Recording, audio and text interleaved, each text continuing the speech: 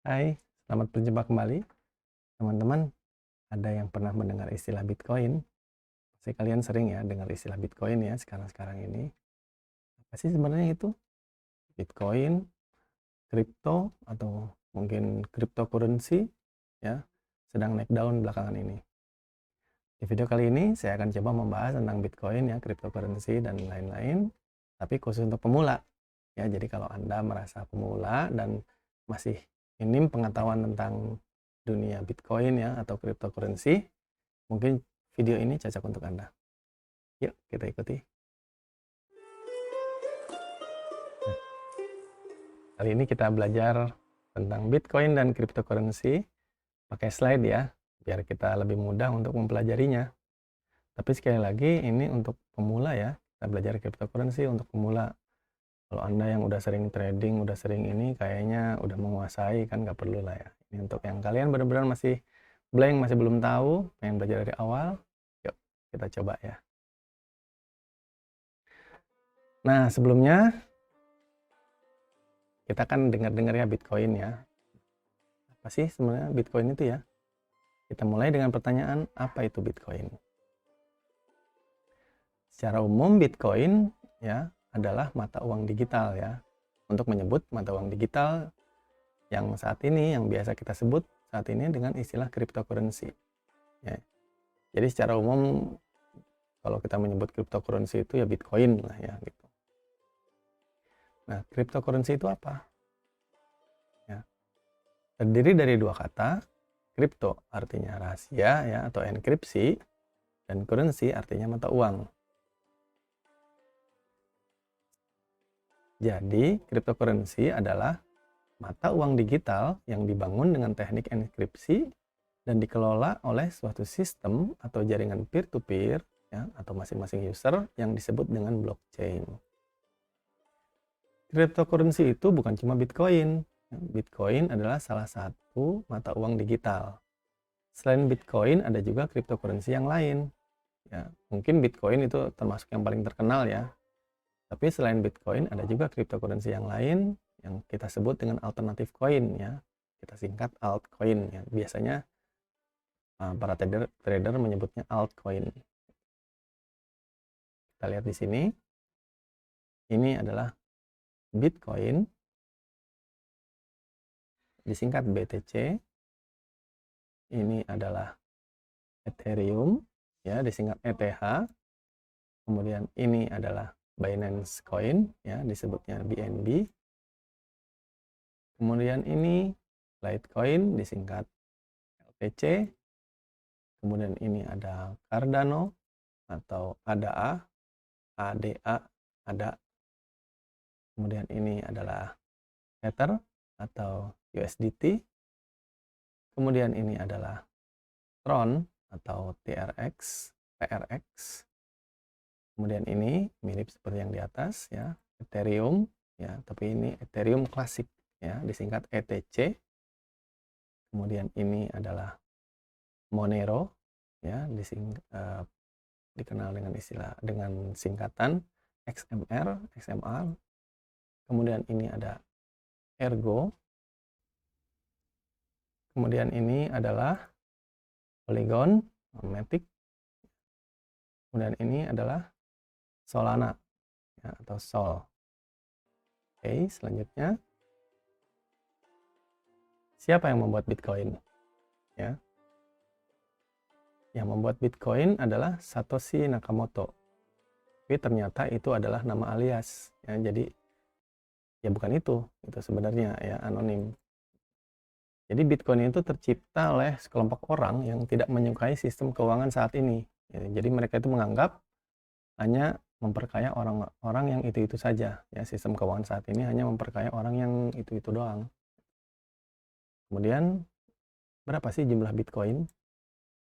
Bitcoin itu jumlahnya terbatas. Ya, jadi cuma 21 juta ya. Mirip juga ya seperti emas, ya, jumlahnya terbatas gitu kan, sebagai sumber daya alam yang tidak dapat diperbaharui. Jadi kalau sifatnya terbatas, biasanya harganya juga mahal gitu.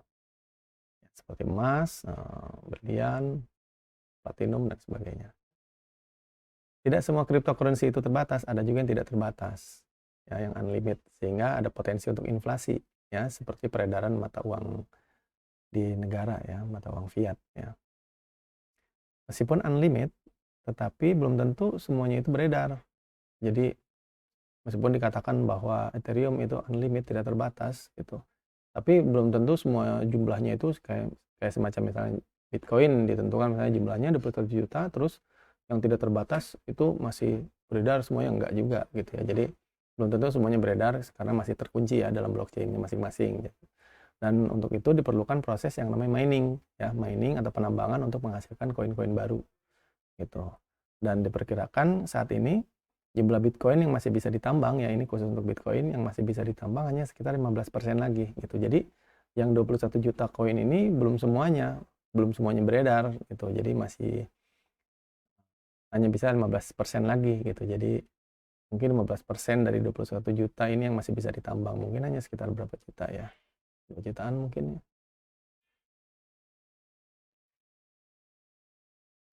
Nah, kemudian apa keuntungan dari Bitcoin? Ya. Nah, Bitcoin ini mencoba untuk memperbaiki kelemahan yang ada pada sistem keuangan dan perbankan saat ini, ya. Karena kan kalau membawa uang dalam jumlah banyak itu kan cukup berbahaya, ya. Nah, di Bitcoin ini sangat aman. Kemudian juga dia di backup oleh blockchain, ya, sulit untuk dihack. Seperti tadi ya, Bitcoin itu mudah dibawa kemana-mana, ya, nggak seperti uang itu yang kalau kita bawa uang banyak kan harus bawa-bawa tas besar gitu ya, dan cukup berbahaya juga, membutuhkan pengawalan dan sebagainya. Jadi kalau Bitcoin itu mudah dibawa kemana-mana dan mudah diakses, ya, asal ada jaringan internet. Kemudian juga mudah untuk ditransfer, mudah untuk disimpan, mudah ditransaksikan dalam pasar mata uang. Ada pasar mata uang kripto, ya, atau exchange. Kemudian perbedaan mata uang digital dengan mata uang biasa, ya, mata uang biasa kita nyebutnya adalah fiat, ya, mata uang fiat. Kalau mata uang digital kita menyebutnya dengan cryptocurrency. Sekali lagi, cryptocurrency itu nggak bisa dipalsu, ya. Kalau mata uang biasa itu bisa dipalsu, ya, seperti mata uang kertas, seperti rupiah mungkin atau dolar itu kan masih bisa dipalsu, ya. Difotokopi lah, di-scan lah, ataupun dicetak lagi, ya, seperti itu, ya. Kalau cryptocurrency itu nggak bisa dipalsu, ya. Meskipun kalau di dunia komputer kita kan tahu yang namanya file itu kan mudah, ya, kopas, ya, kita copy, kita paste gitu, atau misalnya tulisan gampang untuk dipalsu gitu. Tapi kalau cryptocurrency itu nggak bisa dipalsu, gitu ya.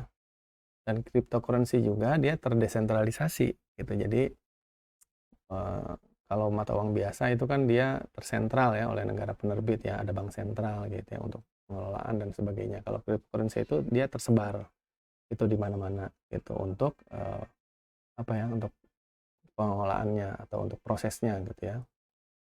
Cryptocurrency juga itu bisa dibawa atau ditransfer lintas negara dengan mudah gitu. Jadi yang seperti saya bilang tadi, karena dia dalam bentuk digital, ya tentunya tidak membutuhkan penyimpanan yang cukup besar, ya. Dan juga kalau mata uang biasa kan kayak tadi, ya, harus pakai tas lah, harus pakai mobil lah, terus harus pakai berangkas lah, ya. Apalagi kalau jumlahnya besar, ya. Itu kan pasti berat sekali untuk membawanya. Kalau cryptocurrency itu enggak gitu ya. Kemudian kalau untuk lintas negara, kalau mata uang biasa kan sulit, ya, kita bawa mata uang dari dalam jumlah yang besar gitu, berapa puluh juta, berapa ratus juta dari negara kita misalnya ke negara luar itu nggak semudah itu, ya. Termasuk membawa mata uang asing dari negara luar masuk ke negara kita juga nggak semudah itu bisa untuk dibawa gitu, ya. Ada pemeriksaan segala lah, ada pemeriksaan oleh bea cukai dan sebagainya, ada yang harus diselesaikan administrasi dan sebagainya gitu ya. Tapi kalau cryptocurrency itu mudah untuk dibawa. Karena apa? Ya karena kita sebenarnya nggak bawa apa-apa gitu ya. Kita kita nggak bawa apa-apa kan semuanya itu ada di internet, ya, ada di cloud, ya. Kita hanya tinggal mengaksesnya aja dengan jaringan internet gitu. Jadi mau diperiksa gimana gitu. Kemudian nah ini perbedaan mata uang digital, ya, supaya kita nggak salah paham. Perbedaan cryptocurrency dengan saham. Nah, kalau cryptocurrency itu mata uang gitu, ya. Kalau saham adalah bukti pemilikan, ya bukti pemilikan terhadap perusahaan. Nah, kalau cryptocurrency itu bukan ya, dia bukan bukti kepemilikan. Dan cryptocurrency itu bisa ditransfer antar exchange ya, antar pasar uang itu bisa kita transfer dari toko kripto, misalnya kita transfer ke CoinEx atau dari Indodax misalnya ke Coinbase dan sebagainya itu bisa kita transfer ya dengan mudah. Kalau saham itu nggak bisa gitu ya. Kemudian kripto kripto juga bisa dipindah atau dioper ke koin lain secara langsungnya bisa kita ganti gitu ya, bisa kita ganti. Kalau mau dirupiahkan dulu juga bisa, dalam arti kita jual dulu, misalnya kita punya Bitcoin, kita jual dalam bentuk rupiah, kemudian dari uang rupiah itu kita beli yang lain juga bisa. Ya. Tapi kalau misalnya nggak mau dari Bitcoin ke rupiah kan, misalnya dari Bitcoin mau kita rubah langsung ke Ethereum bisa. Gitu. Kalau saham nggak bisa, jadi harus dirupiahkan dulu ya. Kita jual dulu dalam bentuk rupiah, baru kita ini kalau kita mau ganti emiten. Kemudian cryptocurrency juga bisa disimpan sebagai deposito dan mendapatkan bunga ya, karena dia mata uang jadi dia bisa disimpan gitu, namanya di staking ya. Kalau saham kan nggak bisa ya, nggak bisa dapat bunga gitu. Dan pasar kripto juga buka 24 jam nonstop karena berbasis aplikasi web ya di internet. Kalau pasar saham mengikuti jam buka tutup kantor. Tapi nggak tahu ya, kalau sekarang kalau nggak salah saham juga ada pakai aplikasi web internet ya, mungkin juga dia nggak mungkin juga dia buka 24 jam. Nah, kemudian ini jenis-jenis cryptocurrency ya. Ada dua macam cryptocurrency. Yang pertama adalah token dan yang kedua adalah koin. Seharusnya sih koin yang pertama ya, token kedua. Oke, jadi ada dua macam ini ya, koin dan token. Nah, apa itu token? Token adalah produk derivatif ya, produk turunan dari perusahaan. Itu tujuannya adalah untuk keperluan tertentu ya, ada yang menjadi mata uang di platform tertentu, di game lah atau di mana gitu, atau untuk keperluan tertentu ya. Misalnya kalau di kita kan mungkin akrab dengan token PLN gitu ya. Kalau kita pengguna listrik PLN yang mempergunakan token kan kita suka beli ya dengan rupiah, kita beli token kemudian kita isikan gitu. Jadi seperti itulah ya, kurang lebih ya. Jadi di dunia cryptocurrency juga ada token-token seperti itu ya. Dan token ini dia numpang di jaringan blockchain yang sudah ada. Jadi si koin-koin ini dia berjalannya di prosesnya semuanya dalam jaringan blockchain ya, sebutnya itu. Nah, kalau token itu dia numpang itu di situ.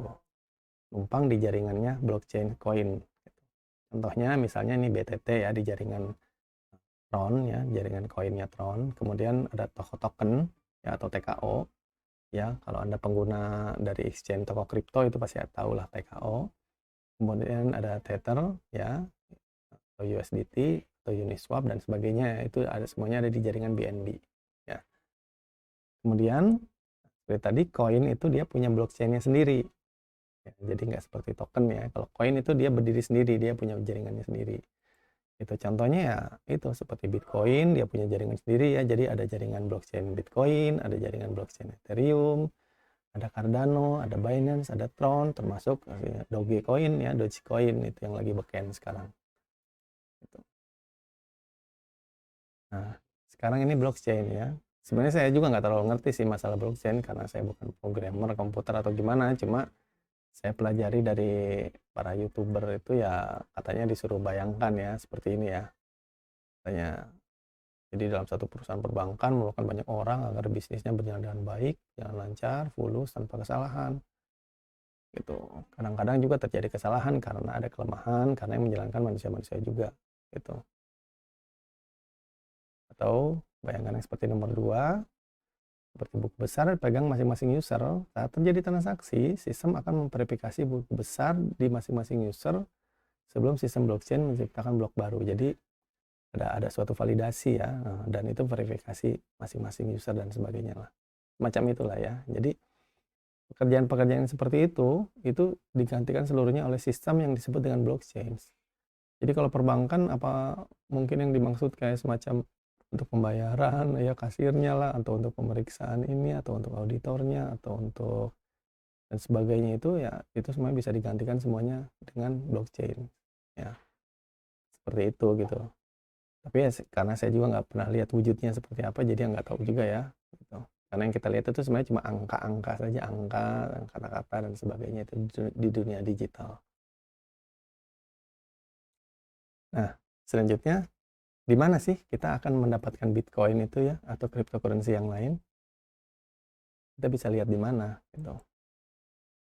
Jadi kita bisa mendapatkan Bitcoin dan cryptocurrency lainnya itu melalui kurang lebih ada 3 aktivitas ya. Yang pertama itu adalah aktivitas trading ya atau dagang ya, aktivitas jual beli.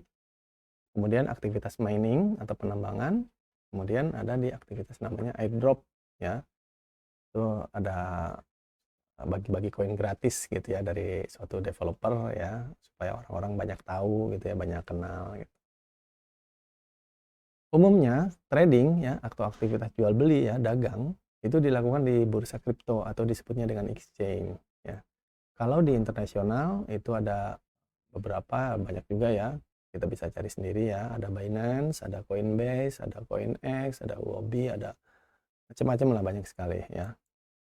Kalau exchange lokal ya, lokal itu maksudnya yang Indonesia punya, itu ada Indodax, Toko Kripto, Pintu, ada banyak sih, ada berapa ya? Nggak nyampe 20 sih. Nah, kemudian apa itu mining? Mining itu penambangan itu adalah cara untuk mendapatkan cryptocurrency juga ya. Jadi sebenarnya mining itu adalah proses aktivitas ya, validasi ya, pemrosesan ya, transaksi yang ada di blockchain gitu. Dan sistem dari si blockchain akan memberikan komisi ya, akan memberikan satu reward kepada penambang ya, kepada miner karena sudah memvalidasi transaksi gitu. Ya secara tepatnya seperti apa ya, sama melalui proses computerized juga ya, menggunakan komputer, ada yang menggunakan ASIC miner atau menggunakan VGA komputer, menggunakan prosesor di komputer dan sebagainya gitu ya. Tapi itu pembahasan lanjutan aja ya gitu. Nah, selanjutnya adalah wallet ya, nggak lengkap kita bicara masalah Bitcoin, tapi kita juga harus tahu tentang dompet ya, di mana itu disimpan. Nah, wallet ya atau dompet ya kripto. Nah, fungsinya apa? Ya, wallet kripto itu fungsinya untuk menyimpan atau menampung cryptocurrency. Jadi si dompet kripto kita nggak bisa untuk menyimpan mata uang yang lain ya. Ya khusus untuk menyimpan cryptocurrency juga gitu. Kalau dompet fisik kita ya, dompet yang suka kita bawa-bawa tuh kan isinya tuh kan lembaran mata uang macam-macam ya, dari mata uang yang sama, misalnya rupiah ada beberapa lembar misalnya. Tapi kita juga bisa nyimpan di situ, ada dalam satu dompet ada dolar, ada yen, ringgit, dan itu bebas lah, semua mata uang bisa kita masukkan ya ke dalam dompet kita ya. Jadi bisa berisi bermacam-macam mata uang gitu. Nah, kalau wallet kripto juga itu bisa gitu ya, menyimpan cryptocurrency, tapi dia hanya bisa menyimpan satu jenis gitu. Jadi satu alamat hanya bisa untuk menyimpan satu ya jenis koin gitu atau token gitu ya. Karena apa? Karena setiap token atau koin itu mempunyai jaringan blockchain sendiri-sendiri sehingga alamatnya berbeda-beda gitu. Satu alamat wallet hanya bisa menyimpan koin atau token yang sama ya. Sehingga wallet Bitcoin hanya untuk menyimpan Bitcoin. Wallet Ethereum hanya untuk menyimpan Ethereum. Ya, wallet Dogecoin hanya untuk menyimpan Dogecoin. Tapi kita juga bisa punya alamat dompet yang beda-beda. Ya, meskipun satu alamat hanya bisa menyimpan satu, tapi kita bisa punya beberapa alamat gitu, dan tergantung koin yang kita punya juga gitu. Jadi kita misalnya punya Bitcoin ya tentunya kita punya alamat Bitcoin, kita punya Ethereum atau Doge dan sebagainya gitu ya. Dan itu semuanya terdapat dalam satu exchange, misalnya di Indodax ya atau di toko kripto. Kita bisa punya wallet Bitcoin, kita bisa punya wallet Ethereum, kita bisa punya wallet Binance Coin, kita bisa punya wallet Tron dan lain-lain ya. Jadi dalam satu exchange kita bisa punya beberapa macam koin ya, dan tentunya dengan alamat yang berbeda-beda gitu ya. Ada sedikit peringatan ya. Jadi koin kita itu bisa hilang gitu kalau kita salah kirim ya, salah kirim transfer ya ke alamat dompet yang bukan peruntukannya. Jadi apabila salah mengirim atau mentransfer suatu cryptocurrency ke alamat dompet yang bukan peruntukannya, misalnya mengirimkan Bitcoin ke alamat wallet Ethereum, mengirimkan Ethereum ke alamat wallet BNB, mengirimkan koin Tron ke alamat wallet Zilliqa dan sebagainya gitu. Jadi itu semuanya kalau kita salah, koin kita berisiko hilang ya, koin atau token kita risikonya hilang gitu. Jadi udah ada peringatan gitu ya. Jadi kita hanya bisa mengirimkan ke wallet yang sama ya, kita hanya bisa mengirimkan Bitcoin ya ke alamat wallet Bitcoin, Tron juga ke wallet Tron, Binance ke wallet Binance gitu. Jadi si alamatnya itu yang harus sama gitu. Jadi kalau itu alamat Bitcoin ya hanya bisa dikirimkan Bitcoin ya, meskipun kalau exchange-nya sama ya nggak jadi masalah gitu. Yang nggak boleh salah itu adalah alamatnya wallet itu gitu. Ya sama lah ya, kita mau ngirim sesuatu, kalau alamatnya salah kan nggak nyampe ya. Kita ngirim surat ke rumah tapi alamatnya ke tetangga ya pasti nggak nyampe ke rumah kita gitu ya, model gitulah. Oh iya, satu lagi, jadi sebenarnya dompet kripto itu tidak menyimpan cryptocurrency ya, ini pengetahuan tambahan ya. Ya, wallet kripto sebenarnya tidak menyimpan cryptocurrency kita, meskipun kalau kita lihat di exchange ataupun kita lihat di desktop di HP kita ya, di aplikasi kelihatannya itu menyimpan, tapi sebenarnya aslinya itu tidak di situ.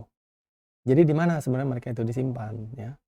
Cryptocurrency itu disimpan itu sebenarnya di alamat tertentu pada blockchain ya. Jadi di blockchain mereka. Nah, jadi si cryptocurrency Bitcoin ya, mata uang Bitcoin itu disimpan di alamat blockchain Bitcoin. Cryptocurrency Ethereum disimpan di alamat blockchain Ethereum dan sebagainya. Oleh karena itu ya jangan salah alamat ya. Makanya ada warning sebelumnya. Kemudian apa sih gunanya kalau gitu ya wallet kita? Jadi wallet kita itu tugasnya itu menyimpan ini kunci ya. Kunci private kita itu tugas yang sangat penting ya, menyimpan dan melindungi ya kunci private kita. Kayak gimana ya, kayak password lah, email ya, PIN dan lain-lain ya. Pokoknya identitas pribadi yang kita gunakan untuk membuka yaitu disimpan di wallet kripto itu. Nah, jadi kalau kita punya kontrol atas suatu kunci privat, dan maka kita berhak untuk mengelola, memindahkan, menjual dan membeli cryptocurrency terkait. Dan kalau orang lain mendapatkan kunci milik Anda, maka orang lain bisa mencuri cryptocurrency Anda.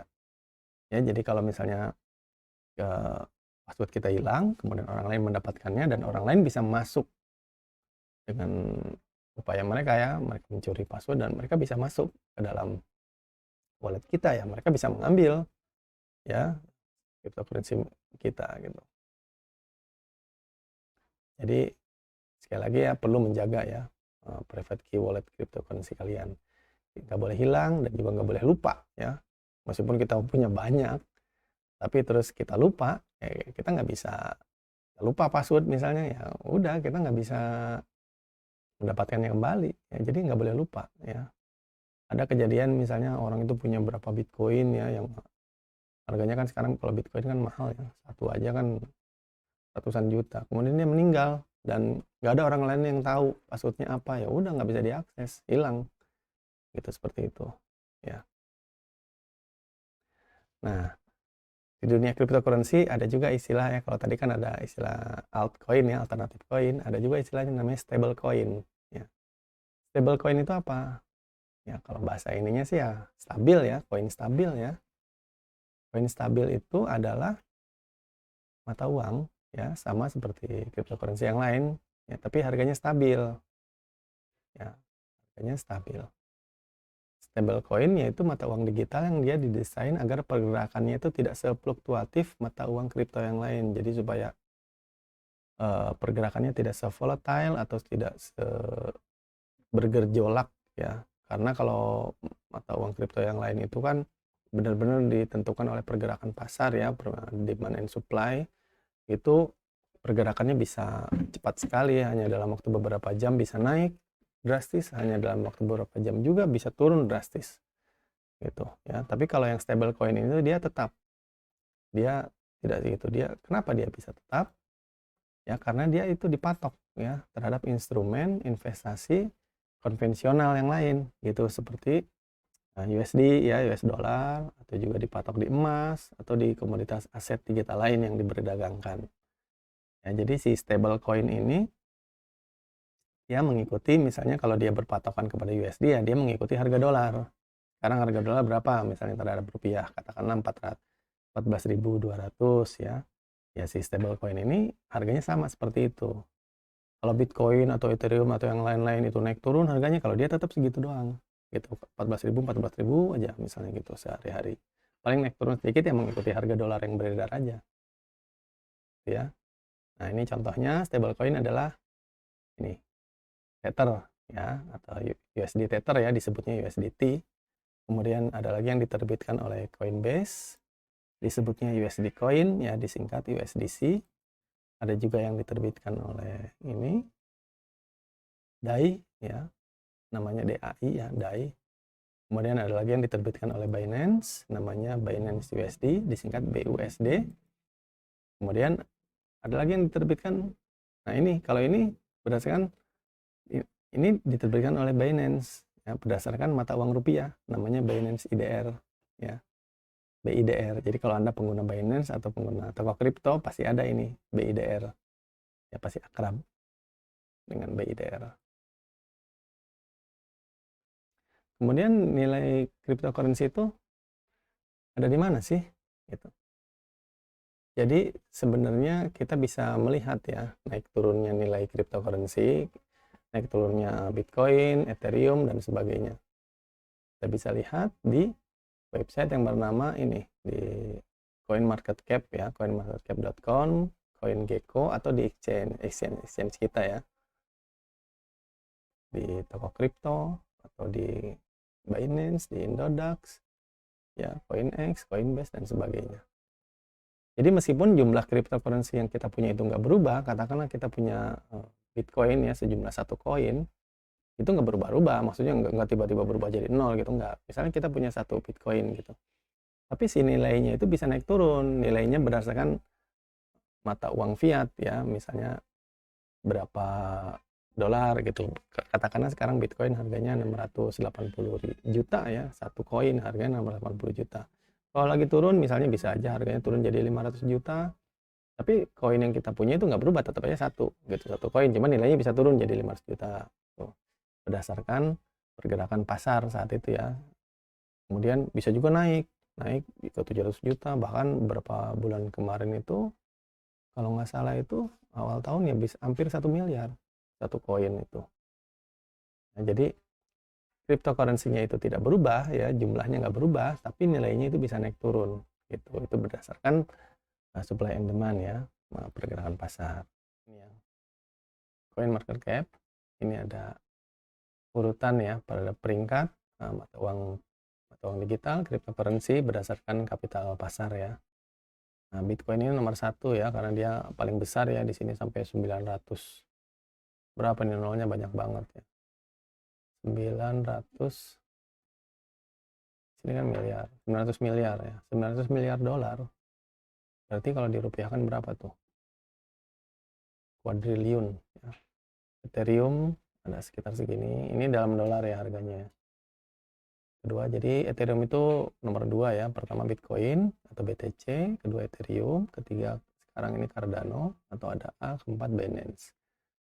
Stablecoin Tether USDT menempati posisi kelima ya.